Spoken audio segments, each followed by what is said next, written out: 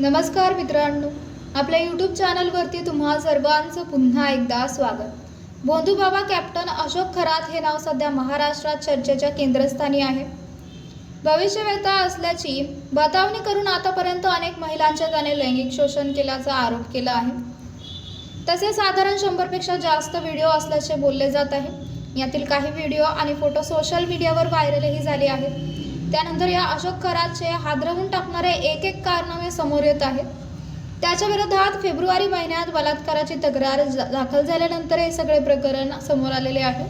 राष्ट्रवादी पक्षाच्या नेत्या रुपाली चाकणकर यांना राज्य महिला आयोगाच्या अध्यक्षपदावरून पायउतार व्हावं लागलं आहे। चाकणकर या वेगवेगळ्या धार्मिक कार्यक्रमात खरातांसोबत दिसून आल्याने ही त्यांच्यावर टीका झाली आणि आता त्यांनी आपल्या पदाचा राजीनामा दिला आहे। दरम्यान आता महिला आयोगाचे अध्यक्षपद रिकामे राहिल्यानंतर आता या पदाचा कारभार नेमका कोणाकडे सोपवला जाणार याची चर्चा रंगली आहे। त्यानंतर महिला आयोगाच्या अध्यक्षपदासाठी 2 नावं समोर आलेली आहेत। रुपाली चाकणकर या उपमुख्यमंत्री सुनेत्रा पवार यांच्या पक्षाच्या नेत्या आहेत। त्या आता राज्य महिला आयोगाच्या अध्यक्षपदावरून पायउतार झाल्या आहेत। त्यामुळे आता या पदावर नव्याने कोणाची वर्णी लागणार याची चर्चा रंगली आहे।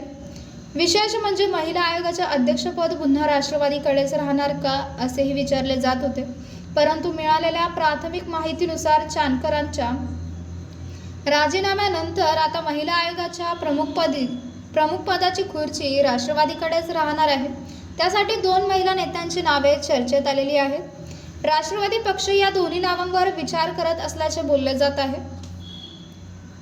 महिला आयोगाच्या अध्यक्षपदासाठी पुण्यातील वैशाली नागवडे यांच्या नावाचा विचार केला जातोय। त्यानंतर उत्तर महाराष्ट्रातील प्रतिशा शिंदे यांच्या नावाची चर्चा होत आहे। या दोन्ही नावांपैकी एका नावाची निवड केली जाऊ शकते, परंतु या निवडीबाबत अद्याप कोणताही निर्णय झालेला नाही। त्यामुळे भविष्यात काय होणार याकडे सर्वांचेच लक्ष लागून राहिलेले आहे। तर मित्रांनो, आपल्याला काय वाटते? आपली प्रतिक्रिया आम्हाला कमेंट बॉक्सच्या माध्यमातून नक्कीच कळवा।